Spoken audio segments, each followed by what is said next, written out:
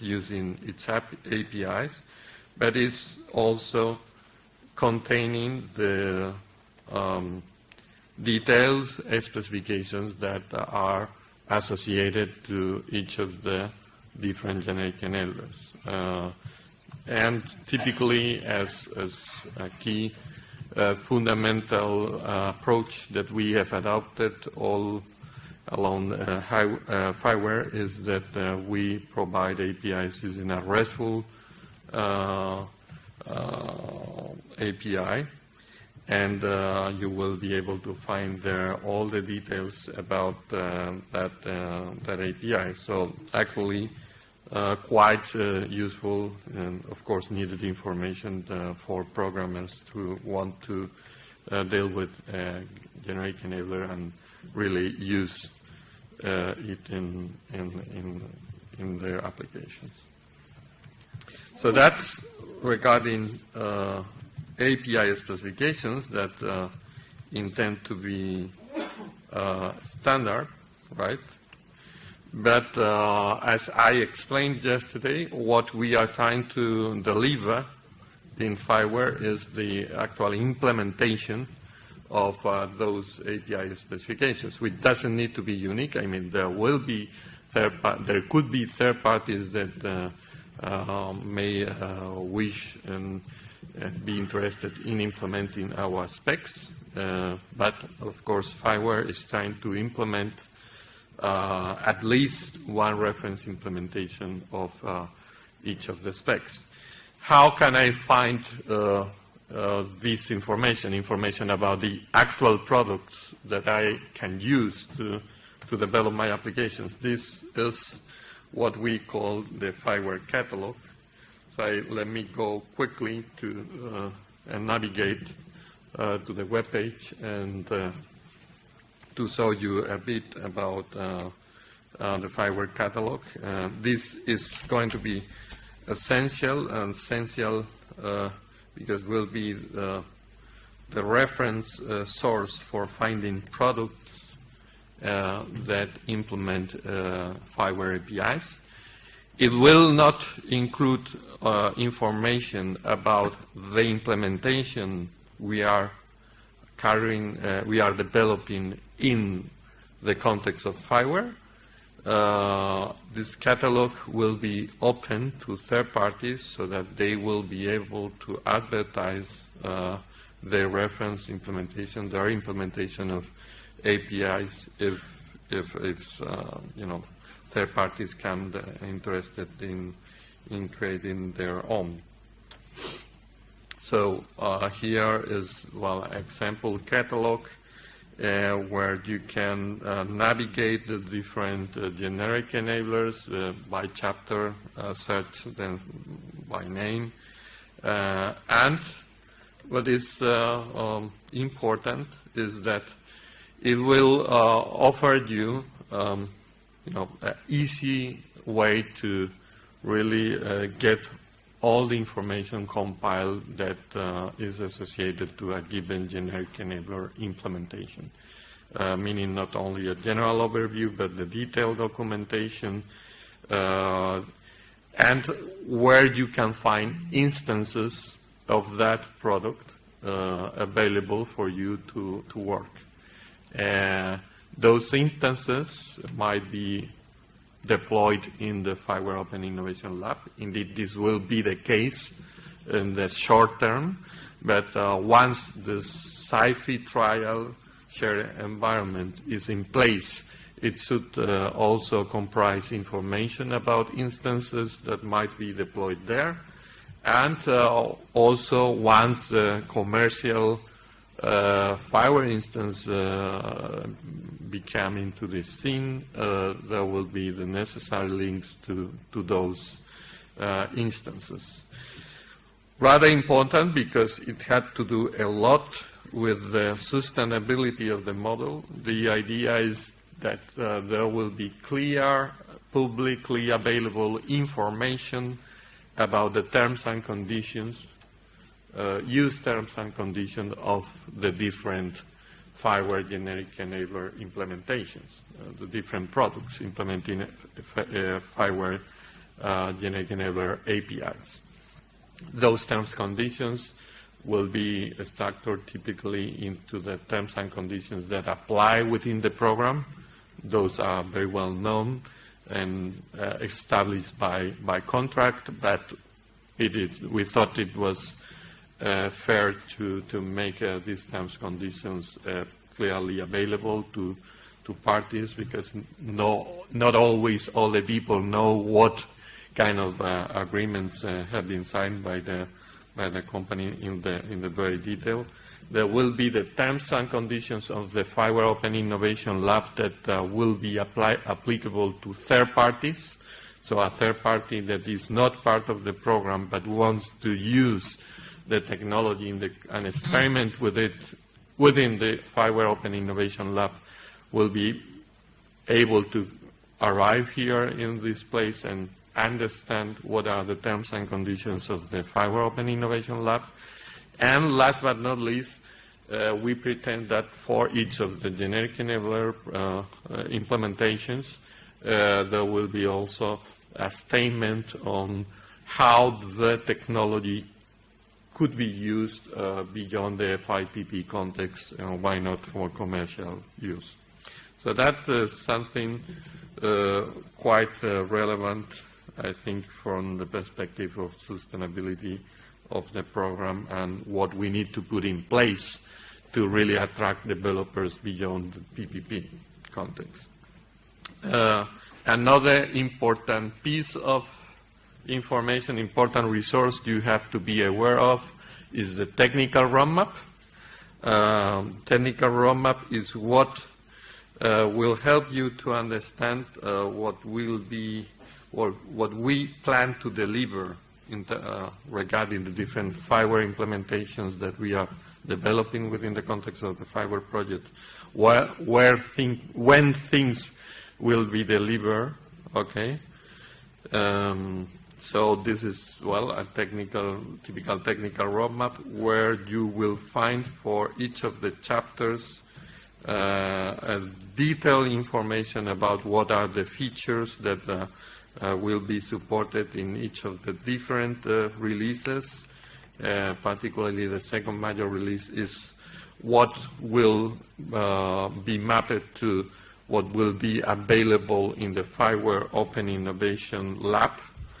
So you will be able to find there, well, a general overview of what is being delivered regarding a given chapter, but also the very details in terms of concrete features for each of the specific generic enabler implementation products that are part of the chapter. So I think this summarizes more or less the resources that you will have at your service, and everything all together, trying to put ingredients in place to that will make this FI-WARE ecosystem be something that can really become sustainable over time, and with all the ingredients to make the program a success. So this slide was one slide I presented already yesterday, which gives more or less in one shot the vision that we have, where you see that we have this FI-WARE Open Innovation Lab, the common shared pan-European facility that CIFI will put in place, which could be seen as kind of an extension of the FI-WARE Open Innovation Lab, enabling experiments to be run with actual users in a larger scale, and also links in the future, hopefully in the short term future, to commercial facilities where generic enablers can be made available. And the catalog as kind of a common source where people can go, navigate, and find out what is there and what is available in the different environments, the lab environment, the trial environment, the commercial environment, and therefore take informed decisions based on what is available. And just remind you that the third open call, implementation of the third open call of FI-WARE will, we believe, help us to boost all these ecosystem while really creating large events that will help to promote FI-WARE and so on. Let me elaborate on some particular pieces, just to now go into more concrete meat and more technical details of not all the chapters, but some elements to give you some hints, some insights of what are the kind of things we are delivering. There is a booth out there where you will be able to further discuss and get more detail, even more detailed information, not only about what I'm going to explain now, but also what is in other chapters.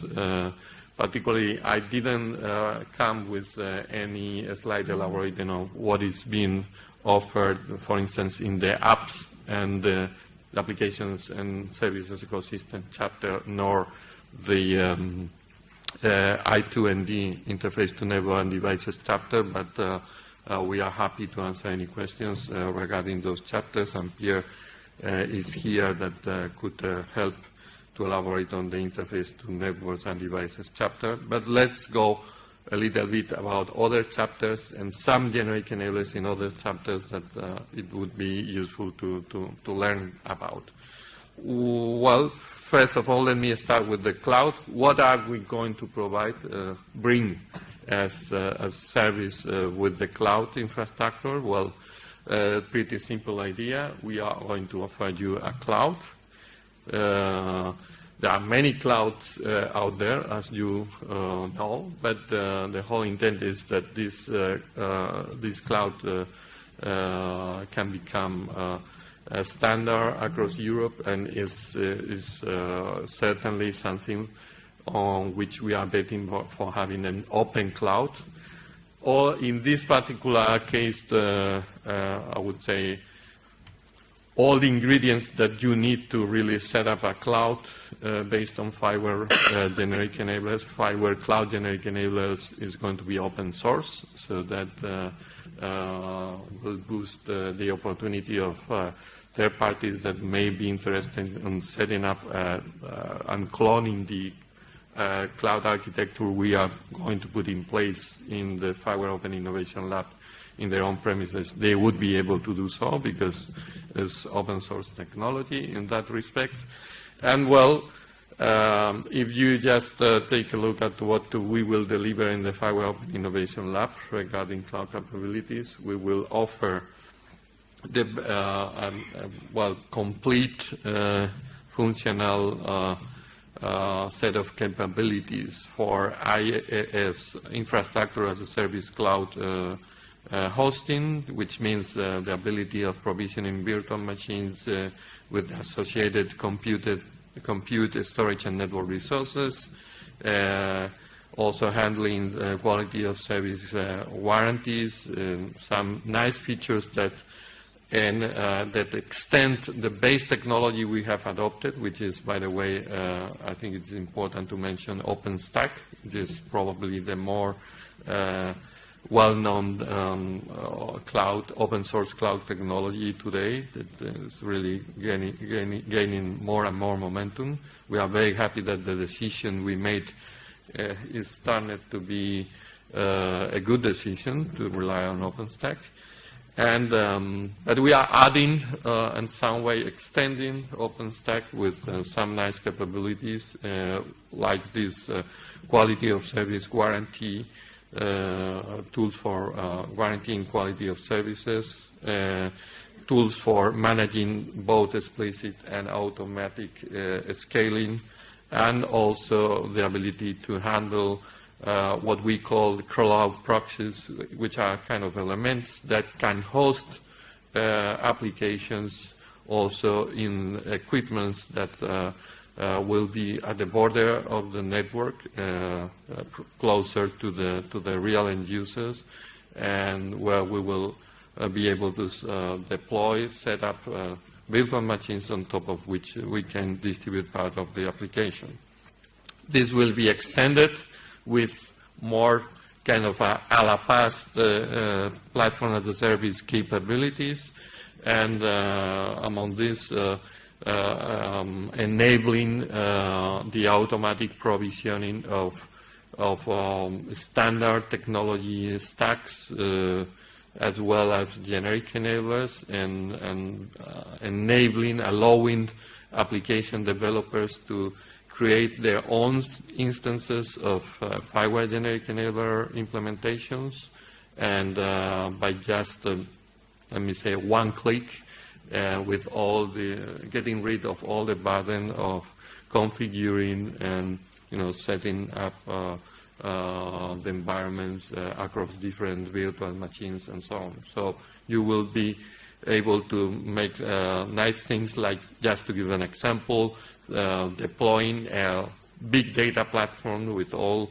what that means in terms of configuration, creation of the different virtual machines, supporting the different servers across which the data will be distributed just with one click, and yes, avoiding all the complexity it will take if you make it yourself.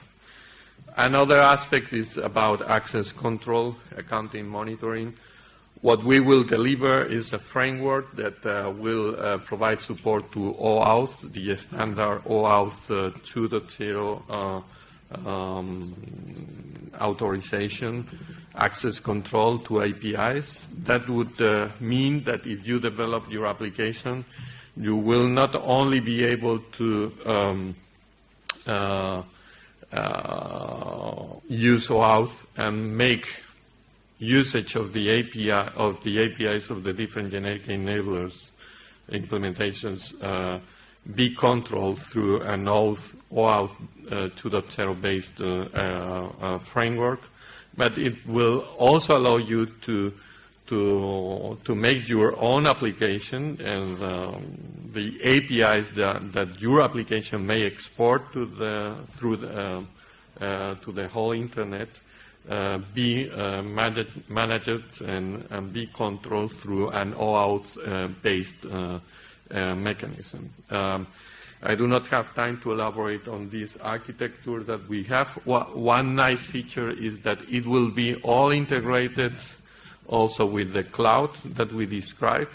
So one aspect that, for instance, we are for which we are extending OpenStack is to incorporate this OAuth-based access to the different OpenStack services, and everything will be therefore nicely integrated. So both the cloud component, but also the APIs from generic enablers that you use in your application, but APIs also of your application itself can be controlled, right, through this framework that will be provided to you for usage. It will rely on the ability to create user accounts, of course, with all the capabilities that allows you to make your flexible design of how users are characterized and what are the attributes that your users will have in your application, but will provide to you also mechanisms to set up and configure policies for access control in your application that will be put in force whenever access to APIs at runtimes take place. Also, a very interesting element is that this framework would allow to make an accounting and monitoring of usage of your APIs. and also usage of the APIs of generic enablers you use. And that should be helpful for implementing the interest in monitoring settings, but also is something that could connect to the business framework components we are developing in the application chapter that could allow to experiment with some interesting innovative models, revenue share models, and a model for charging for services based on actual use, etc. Another important element of the architecture is the set of APIs that we provide for context management. We think that in the future Internet, quite relevant element would be the ability to handle information about context and then design your application so that it can rely on this context information and adapt accordingly. For this, there is a very relevant API that we have adopted that came from the Open Mobile Alliance, which is the NGSI interface, and we are implementing. It's an interface that, by the way, for which we provide several reference implementations, and the whole idea is that it allows to model context information in terms of entities that are relevant to your application, and those entities have essentially sequence of attribute value pairs and metadata associated to those pairs that you can use, right? Here, let me elaborate on the kind of interfaces and interchange scenarios that are supported. All of them relying on a component that is one of the components we provide as part of FI-WARE, which is the context broker concept. Context broker will be kind of the access point to this context information that is being captured at large scale, component that is implemented in FI-WARE with a clear eyes to being able to manage data at large scale with a lot of users accessing that data. And essentially, the different part of your application may be acting as context producers, sending to this context broker updates on in-context information as this happens, and other context consumers being able to query for that context information, and but not only being able to make simple updates and queries, but also be able to set up publish and subscribe mechanisms of consumption so that a given application can really register subscriptions in terms of I want to be informed whatever this happens in context, and then I want to receive this context information when that happens, and you can register subscriptions based on attributes you want to monitor on existing entities, about changes on any entity that is relevant to you, stuff like that. Of course, context brokers can be federated. And this piece, together with other pieces of that are being developed in the FI-WARE chapter and will be delivered in the release 2, will kind of set up a full, comprehensive and really powerful data context platform that is, we think, one very interesting element that we are putting at the service of applications. There, besides this context broker that I have elaborated a bit about, there will be a component which is called the complex event processing engine that would allow you to set up rules and they find patterns that you can discover regarding events that happens in the context and trigger specific actions to handle those scenarios you model based on these rules. Last but not least, capturing all data that is being part of that context, that is also generated from the context, and making it available for analysis using advanced big data technology-based analysis using the, let me say, best of the free breed technologies in that respect.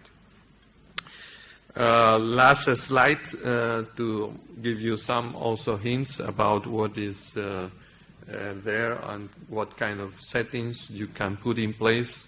This is the typical architecture we envision can be put in place for creating an application that deals with the Internet of Things, from applications that may be managing things that become part of a logistic channel, or what we were seeing yesterday about the Internet of Cows in the farms, and but also in the smart city environment, right? So the whole idea is there will be a number of generic enablers that can be used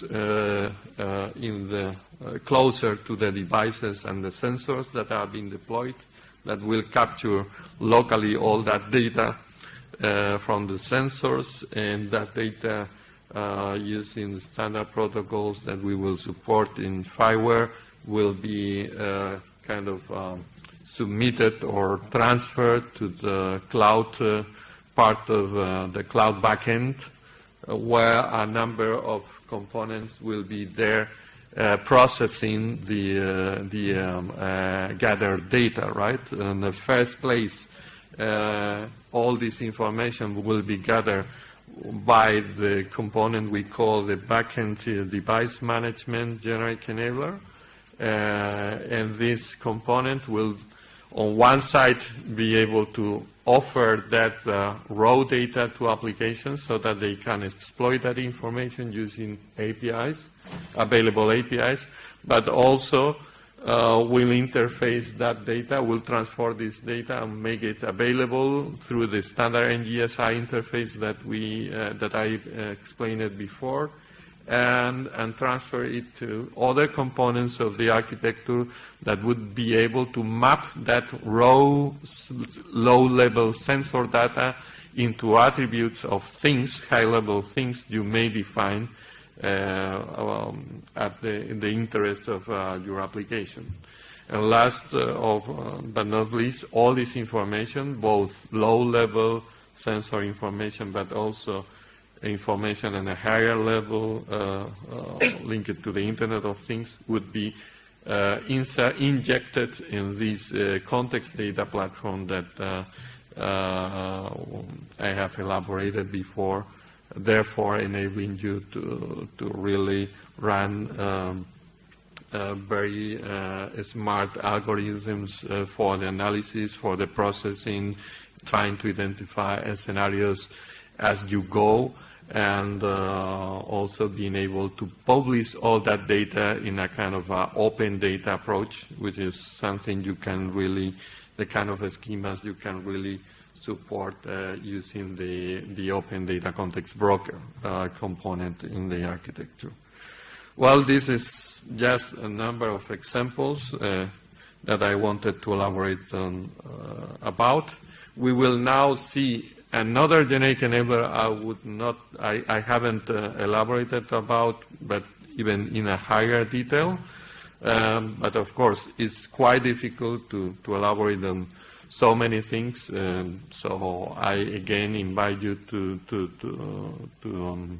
meet us in the booth that is outside to further elaborate on the details of any aspect that I have introduced in this presentation. So Thank you, and now I want to give the word to Jaime to talk about the middleware GE. Yes.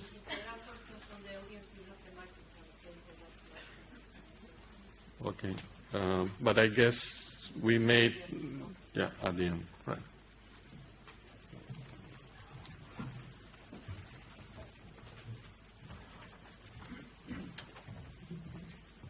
Mr. Aguino.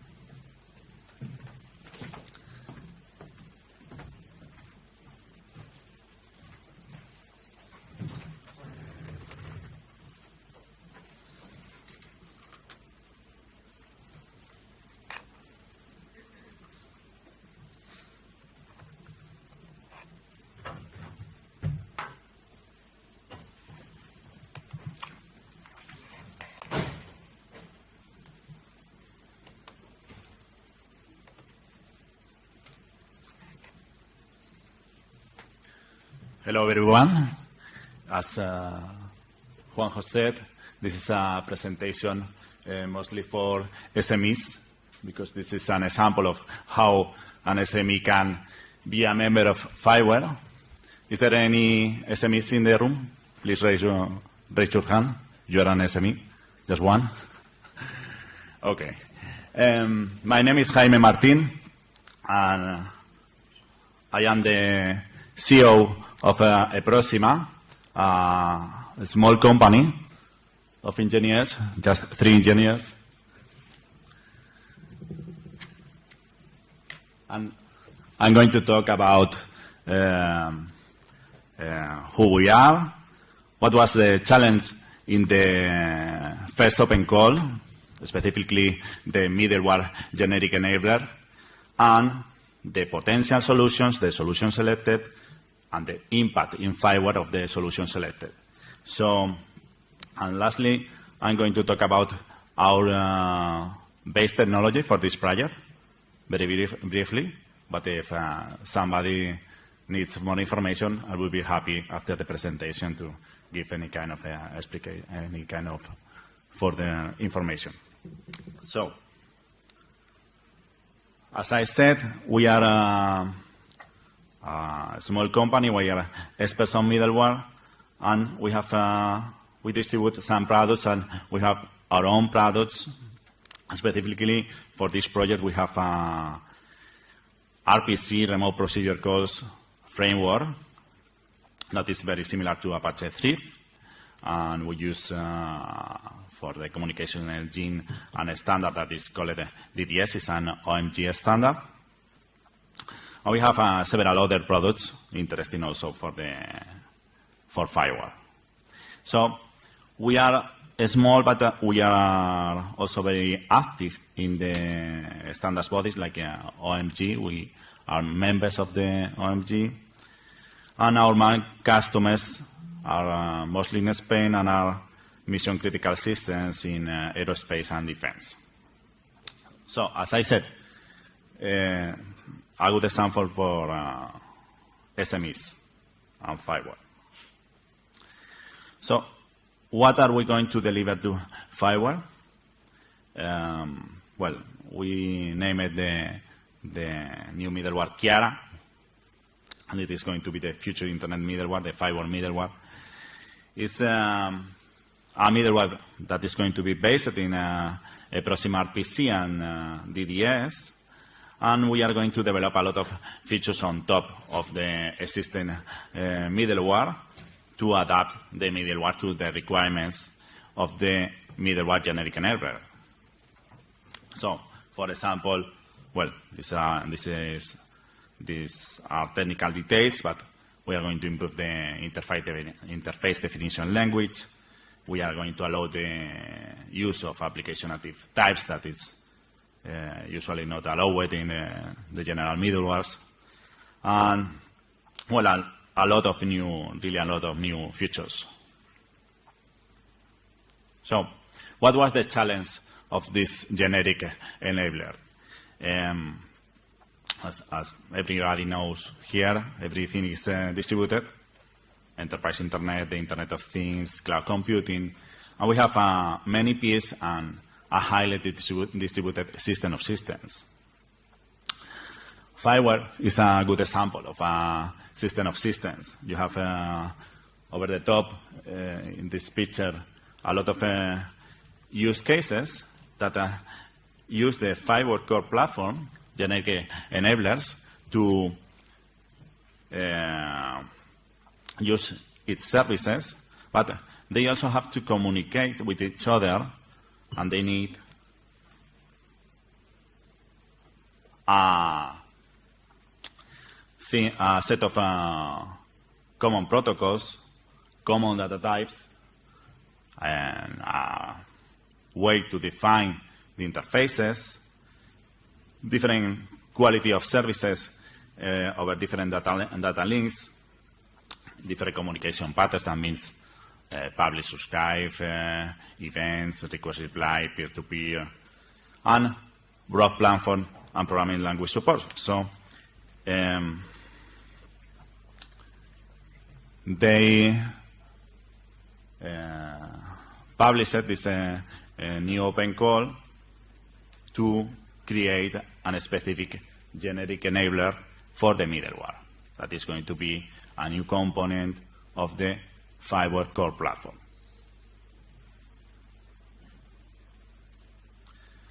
If somebody is interested, there is a wiki in FI-WARE, and you can check the requirements of every specific, every epic in the generic enabler.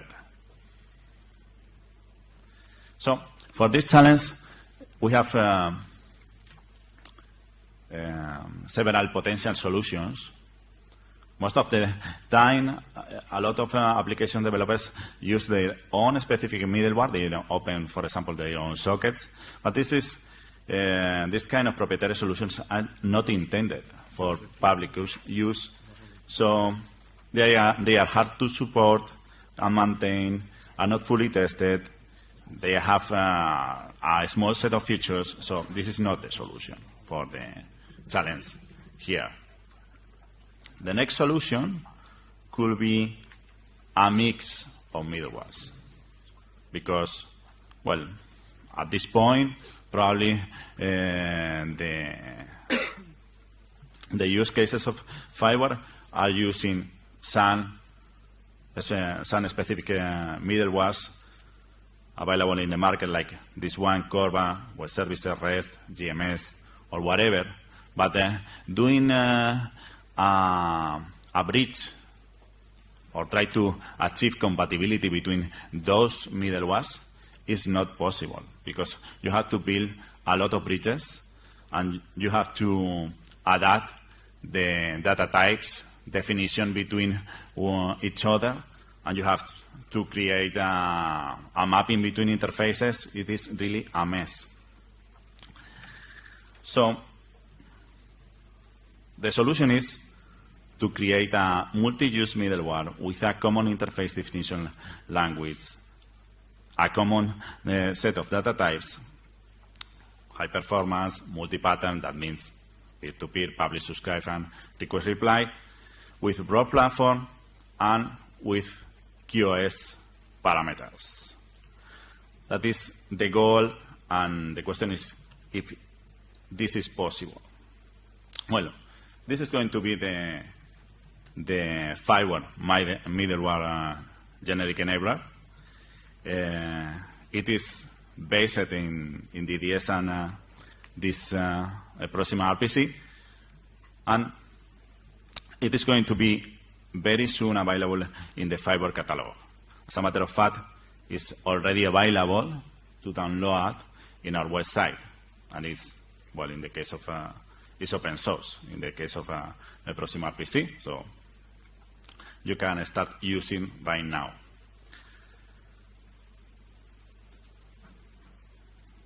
This is going to be a collaborative effort between our company and the German Research Center for Artificial Intelligence, and also the Zurich University of Applied Sciences. So, how is going to impact FI-WARE? First, this new enabler is going to increase efficiency, because all systems, all use cases, all components of the core platform are going to talk in the same language. And we have now a common way to define the offered services through a common interface definition language. So this leads to faster development. Now the platform is going to be more scalable because, well, we support different platforms. There are a lot of QoSs you can set up within the middleware, and it's very easy to use. This is very important. And last but not least, it is really fast, the middleware, a lot faster than web services or REST, for example. I'm going to show later a performance graph. So there are a lot of advantages using this new middleware, and I invite you to use the middleware as soon as possible.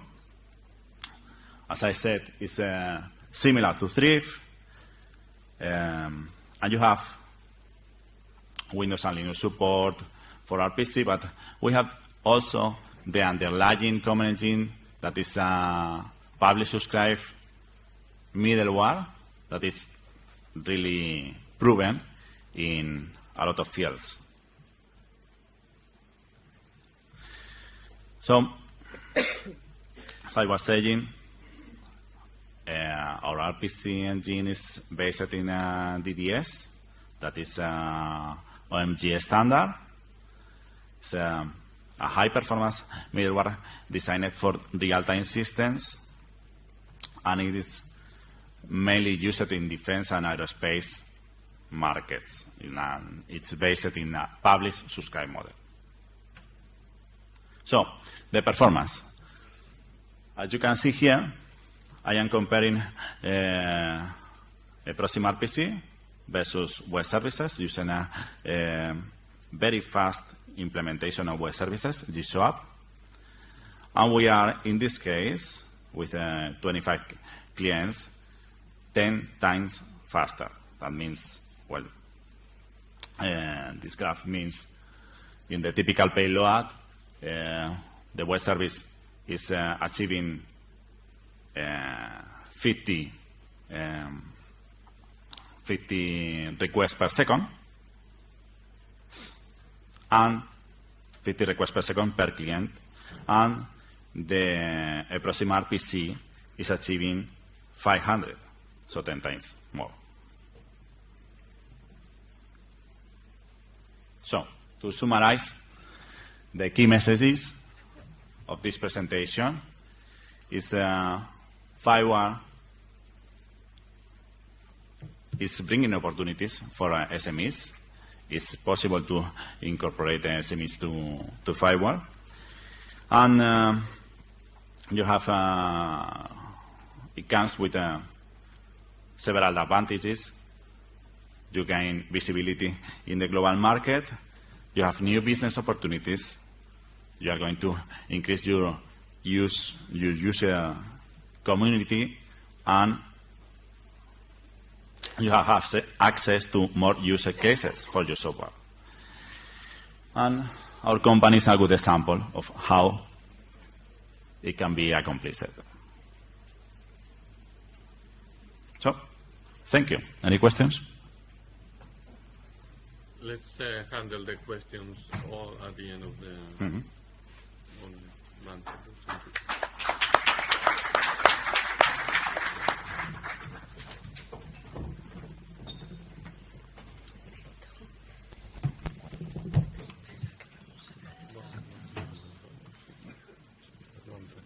Vamos a quitarlo para que nadie nos esté.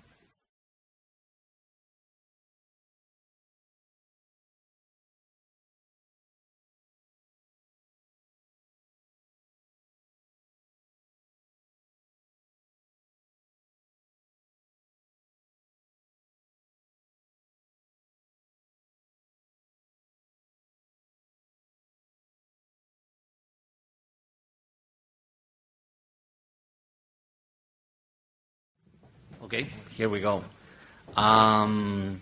Okay, good morning. My name is Carlos Ralli. I am the dissemination leader of the FI-WARE project. And my presentation today is about the testbed and the Open Innovation Lab.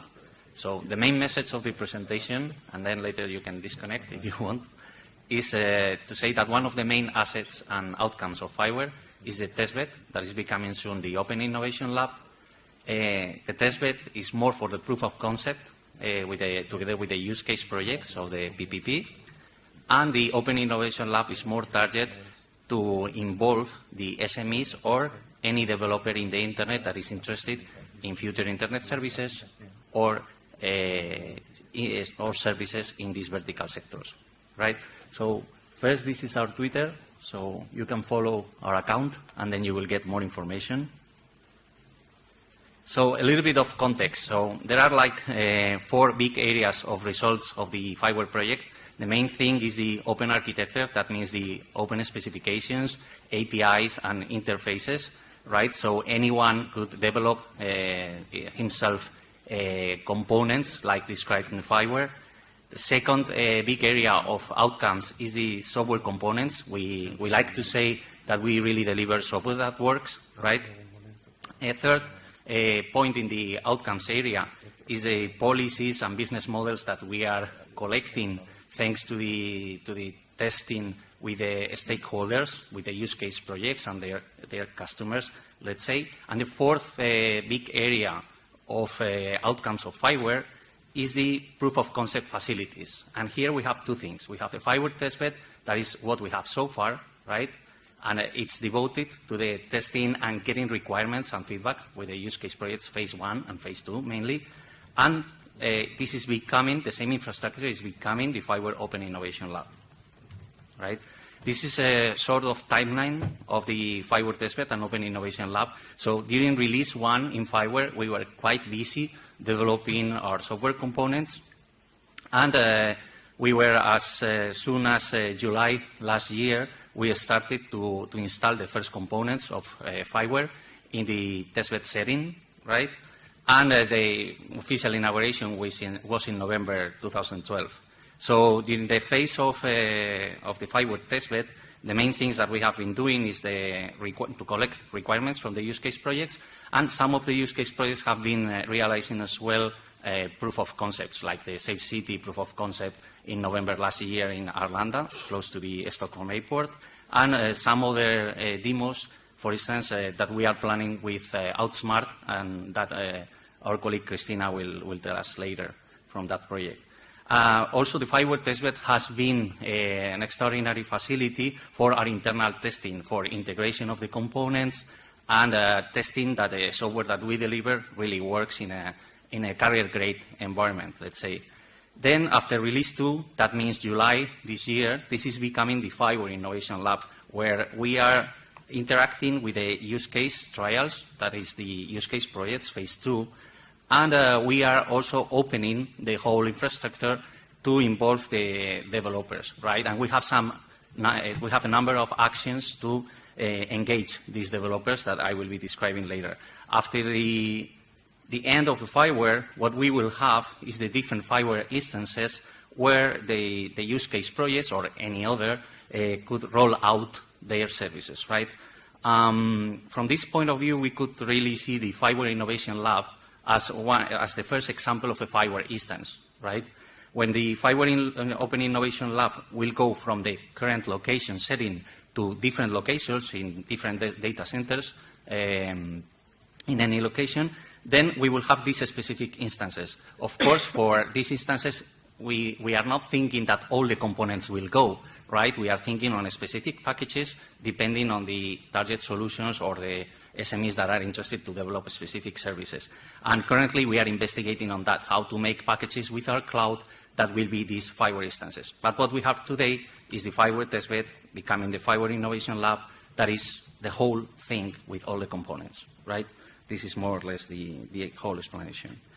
So going a little bit to the real things, this is a physical setting, and virtually we visit the city of Seville many times when we access the FI-WARE components. It's a pity because Seville is a city that you really should see yourself physically.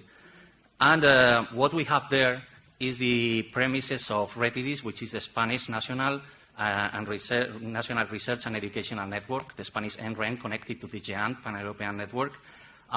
Thanks to their hosting, we have a carrier-grade solution of a data center with 24/7 operation and management of the networking infrastructure, right?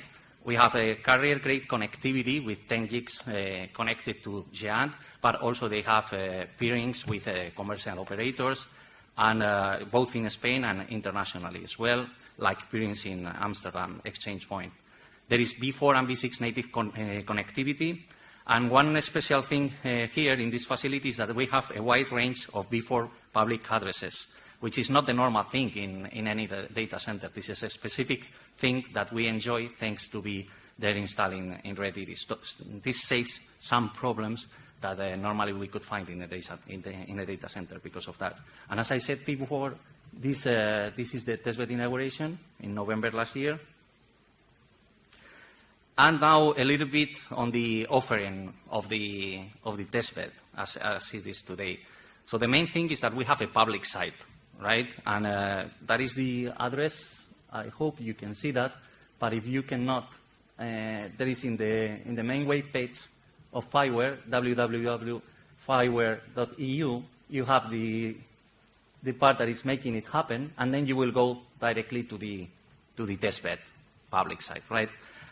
And when you click in the main picture, you will go to the detailed web page of the testbed, where you can see the different technology fields that we cover with the components, the building blocks, right? That Juanjo was explaining before. So data, cloud, etc. And if you click on the icons, then you will go directly to the catalog section that Juanjo was showing before. To the specific section of these technology field components or these chapter components, right?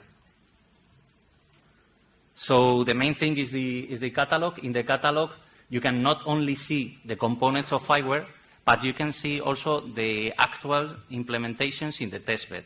And you can see the details on how to access these components. I mean, the host name, the IP address, the port where the services are listening, the testing services associated with that enabler. All this is available there. For some generic enablers, you will see that there are actually several implementations because sometimes we are providing several instances because one instance is sometimes devoted to one use case project, another instance to another one, so they don't interfere so much. And this is more or less the diagram of the testbed as it is today, right? As you can see, we are sitting on the REDIRIS infrastructure, so we have the V4 and V6 connectivity. Then we have a DNS facility to manage the lab.fiware.eu domain, where this is the domain where all the generic enablers are located. Then we have the sessions authorization. This is something that we are developing at this stage, right, to have a kind of managed security, as Juan was explaining before. And then what we have is a number of physical machines where we are running the virtual machines of the generic enablers. As all the generic enablers are running as virtual machines, that means that they are easily extensible, they are easily, they can be easily taken to another physical machine or to other data center, right? Then at the bottom of the slide, you can see the cloud setting where we are able to host all the use case projects or any SME application, right? And this is very important in terms of performance. Sometimes when you just want to make a prototype of an application, if your application is constantly accessing to the remote facility of the testbed, then the performance might be an issue. And the point here is that you can host your application in our cloud, and then all the access to the enablers will be done at in a local way, right? You have a cloud portal, so you can ask and you can request and you can configure yourself your virtual machines, right? According to some rules that we have defined for the usage of the testbed. Then you can see that we have also two other facilities, that is this proxy IPv4 and this proxy IPv6. And I'm explaining this later, but basically this is to solve some of the problems that we have encountered when some use case projects have been asking us for some features of the testbed. So I will elaborate on 4 facilities that we are offering in the testbed, right? These are just services that we encountered necessary to develop. One is the access from constrained internet accesses. This is a service that we developed, is already available today, and it came because looks like some use case projects, and we believe this will be the case of many SMEs as well in the future, they are accessing from networks from corporate networks where normally access beyond the TCP 80 port or 443 for HTTPS is not allowed, right? So normally from these networks you can only access these 2 ports, and you cannot easily access an enabler that is listening in another port. So at the same time, there are some enablers in FI-WARE that are not listening to these ports. Sometimes this is because they are multi-port, they are listening at several ports, right? So it's not that they can listen in the 80 or 443 only. And sometimes also because of security, because running one service attached to the 80 port has some security consequences, and if you want to change from one to the other, then you have to do some changes in the software as well, right? So we offer this both as a service for the GEs and as a service for the users.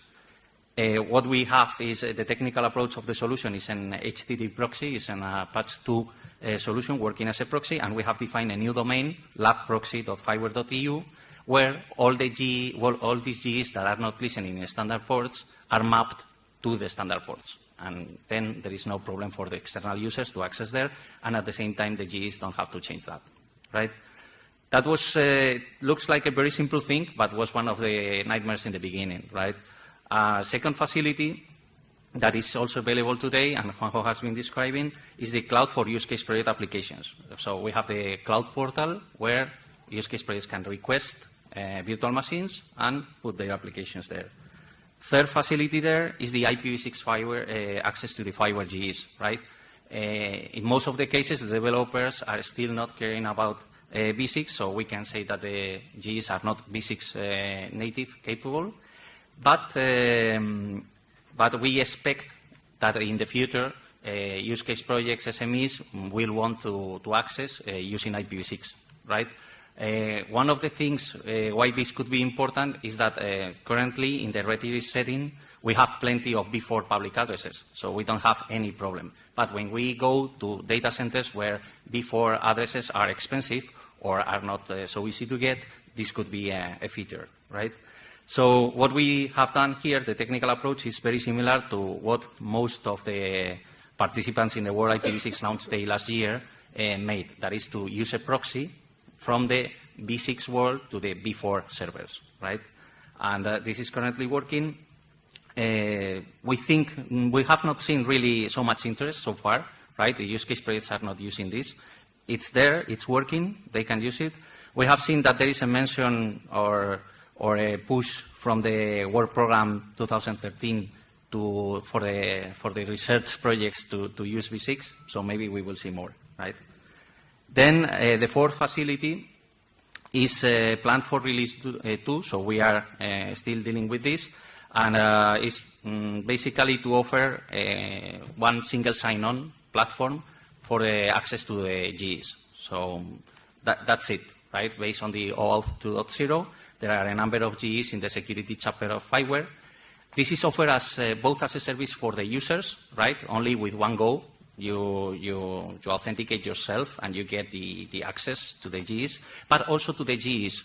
In many cases, the GEs are not implementing security access features, and with this system, they don't have to modify the GEs themselves unless they want per resource control, right?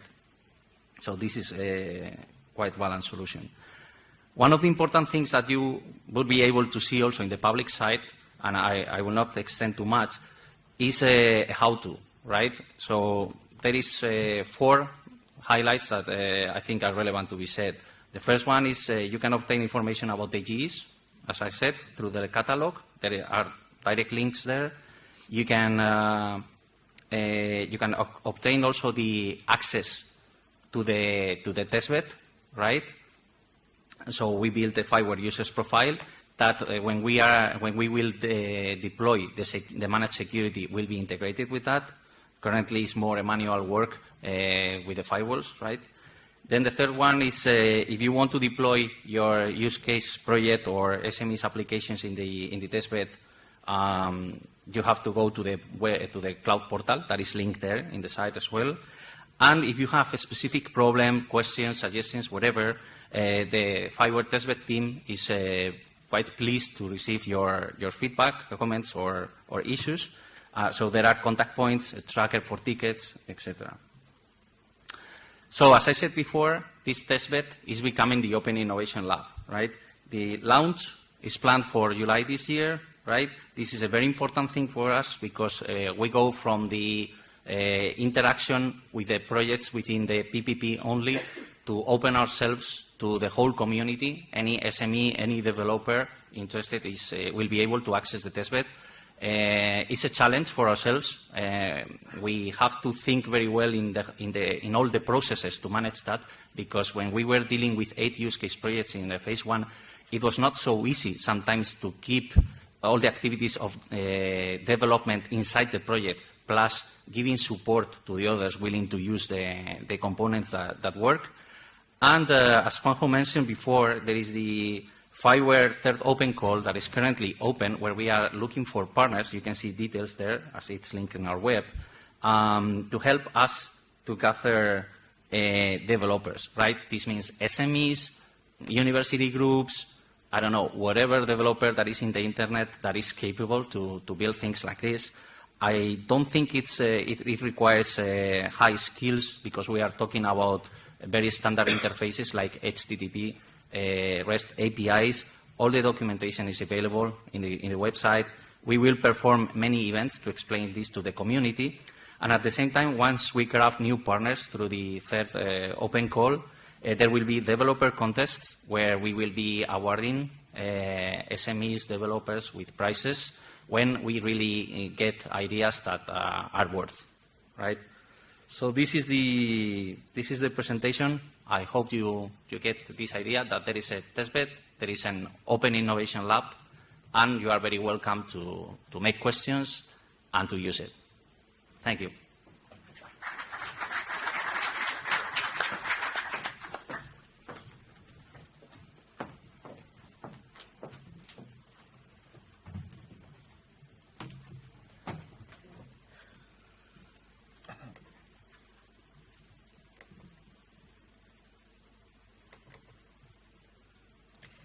Good morning. My name is Cristina Peña. I work also in Telefónica R&D, but for a use case project for Outsmart. Today I am here to explain you how we have designed and how we have implemented one of our proof of concepts, one of our services, and then how we are improving it using some generic enablers from FI-WARE, and which new opportunities and which new services we can deliver with these improvements. For those of you that don't know Outsmart or that were not here yesterday, the main goal of Outsmart is to contribute to the sustainability of the cities by improving the efficiency and of the utilities in the city. What it means improving the use of the resources of water and sewage, transport and environment, water and environment, waste management, and street lighting. We are developing each service in one different European city. Well, you know the utilities. I was going to explain you the application of these cities, but I think that we don't have time, and I want to go direct and faster to the architecture of the solution. We have 5 different cities with 5 different services, but we have not developed 5 different architectures. What we did at the beginning of the project was designing a reference architecture to integrate all the services and all the infrastructures in any smart city. And then we designed an architecture where you can integrate and connect all the infrastructures of the city, or you can deploy new infrastructures according to this architecture, and then you can develop the applications. By that time, more or less, it was at the first year of the project, FI-WARE delivered the high-level description overview with FI-WARE architecture. So we compare both of them, and we found a lot of mappings, as it is logical, it's a good thing. And then we took some of the generic enablers and integrated in our architecture. I am still talking about the design, because this is the general architecture for any city. I wanted to explain it better with an example, so I am going to explain the Santander use case, the Santander proof of concept. In Santander, we are designing the services for the street lighting utility and for the city hall. In the proof of concept, we have developed two applications, the urban lighting management and the automatic adaptability of luminous intensity. The goal of the first application is to increase the efficiency of the energy, and also to decrease the maintenance costs, trying to deploy some preventive maintenance service. We do it by measuring the consumption of the street lamps, thanks to the regulators. To the infrastructure of E.ON, who is providing the electricity to the City Hall of Santander. And also, at the same time, we are measuring the luminous intensity of each area. And so we have two maps, the map of the consumption and the map of the luminosity. And then we are collecting data. Since I don't remember when, we are collecting the data. And the idea is also to not only to detect the problems, the actual problems, but start to collect data to understand the life cycle of the lamps, the problems that are happening, and related with the automatic adaptability of luminous intensity, which consists in detecting in adapting the luminous of the city according to the needs of detecting the presence of the people, detecting the presence of cars, detecting also the atmospheric conditions, if there is a lack of luminosity because today is cloudy.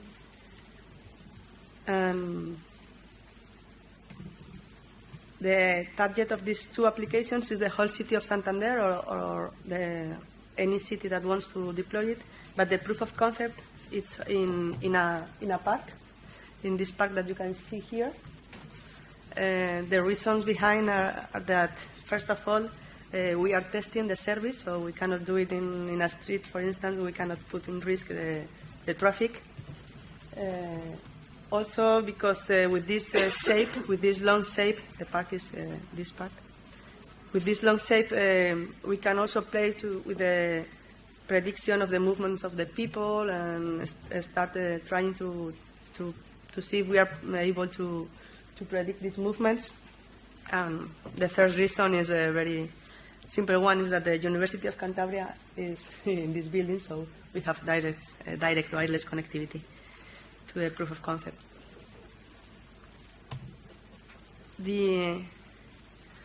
How we have implemented these services.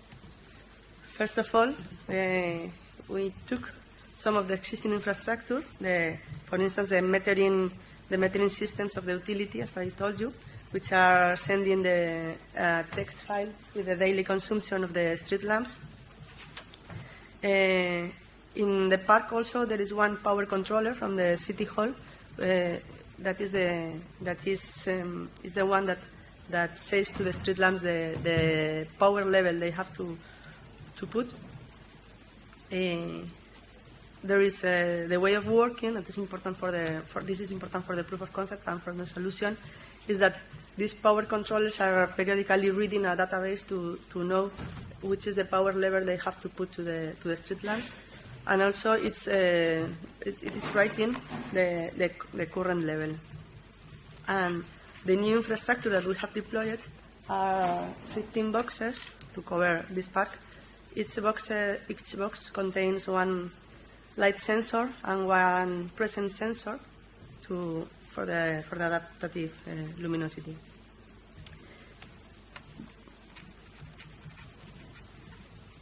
We have selected IDAS as the data collection and analysis platform. IDAS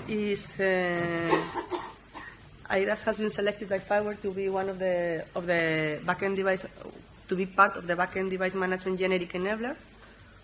Although at this point, as IDAS is not available in release 1, we have our own instance running in our testbed.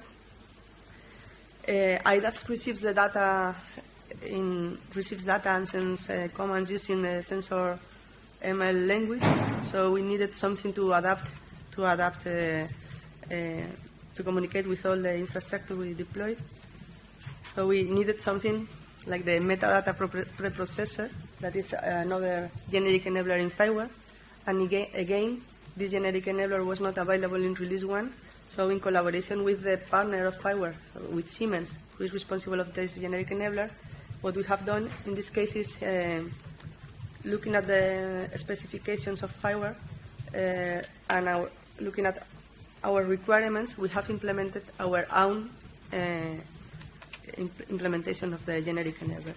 So this is an example of how you can take FI-WARE specifications to develop your component.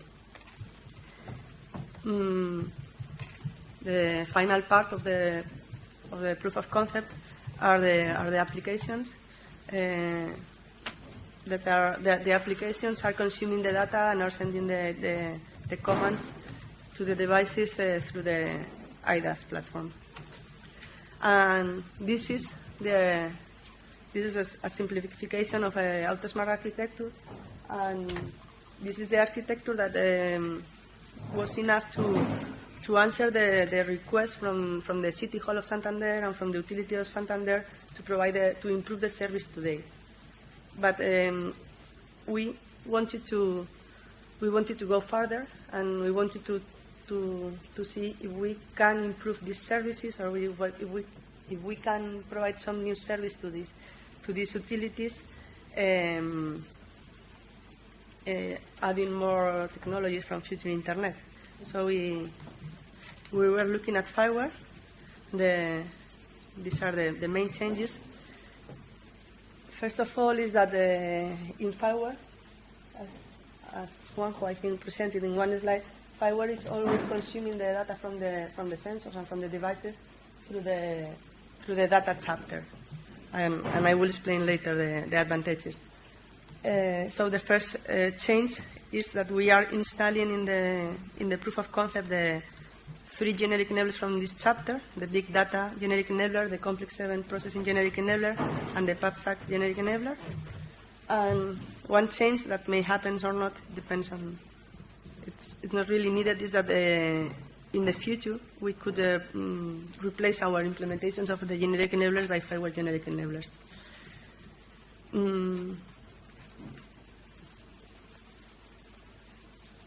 Here are the 2 main advantages that we have found. First of all is that using the data chapter from the beginning, it would make easier for us to develop the applications, because you can the SEP has a friendly, an easier way to program the events, to program the services. And then we see that this is easier for us. And what is also important is that with using the map and analysis algorithms of the big data generic enabler, you can use the data that we are gathering just for the street lighting service. You can use it for another things, like, for instance, planning of future street lighting, or even planning of placement of business. taking as an example again the park, it's very easy. If you want to put a food service in the park, you can go and look to the records of the data and to the results of the big data generic enabler and see at what times and where the people is in which part of the park. And also, if you cross this data with, for instance, the CDRs of the telco operator, you can match it with the gender of the people that is in the park, the age, whatever, so it can help you to take these decisions. And another future advantage that we see is that, for instance, if we plan to, Santander plans to extend this use case to the city, and if you think, for instance, in the roadways and the roads that are entering to the city, this analysis also would improve the detection of, for instance, cars or people in these areas. Cristina, we should try to close. This is the last slide. So, okay, the conclusions are that the Outsmart street lighting management service optimizes the public street lighting by increasing the energy efficiency and reducing the consumption and maintenance cost. But if we add more generic enablers, it's easier to develop the new services and also increases the usefulness of the infrastructure that you are deploying. You can take more profit.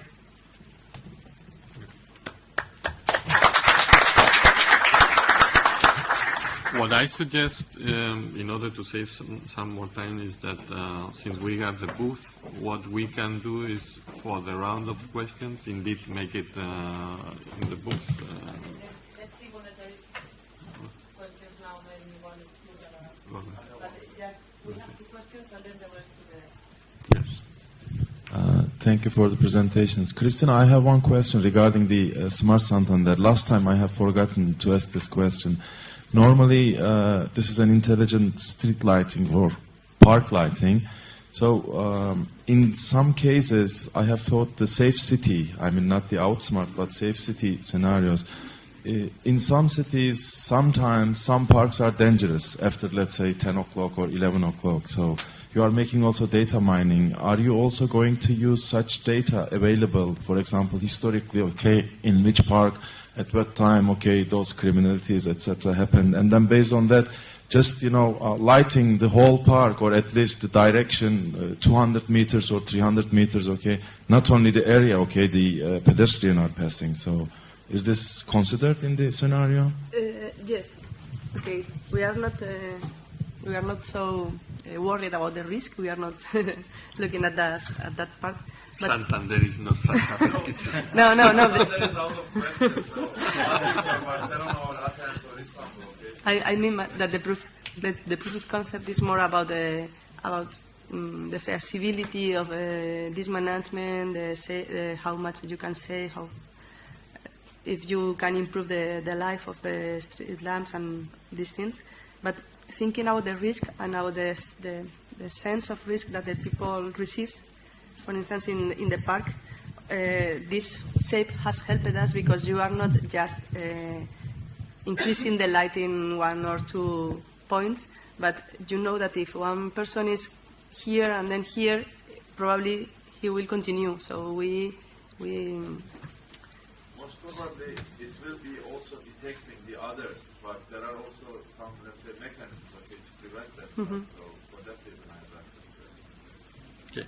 Anyhow, what I think is interesting also is that you take a look at what the people from Safe City is doing, because actually the proof of concept that they are going to show running, I think it's going to be March 7 in Madrid, is about really a scenario about a place of the city which is more, let me say, difficult, and how they gather data, in this case even videos, that would help the city council to analyze and detect risky situations and help the police act accordingly and so on. So it's quite interesting.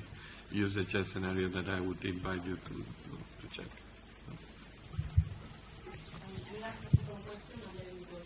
Okay.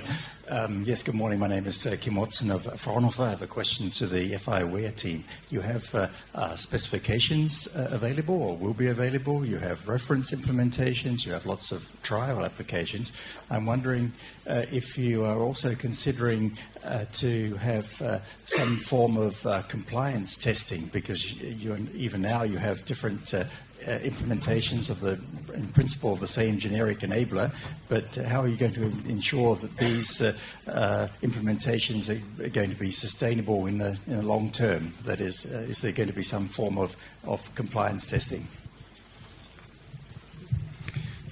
Well, compliance testing is a very costly activity. So let me be frank in this. We are not focused on this right now. We understand there are many software out there that has been widely used where somehow that testing is made by the users themselves, so that they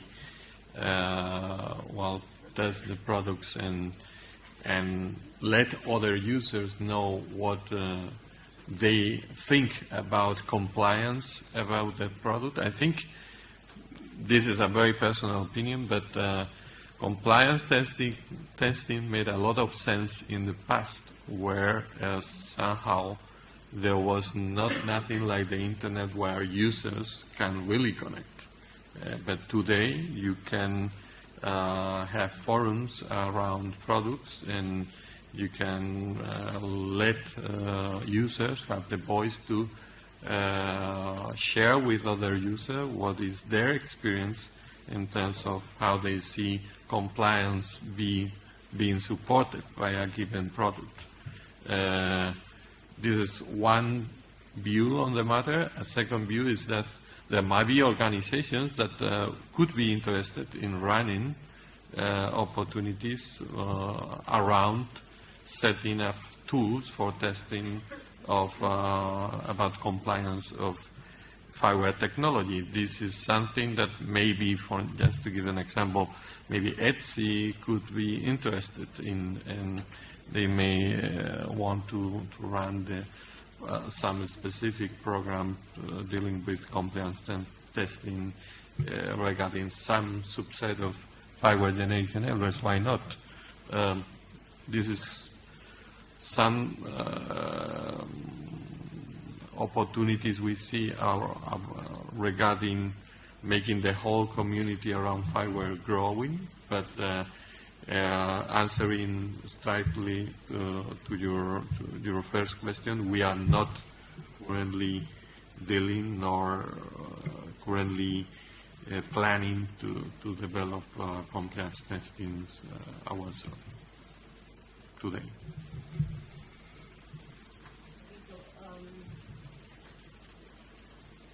Thank you, everyone. Now is finally time for coffee.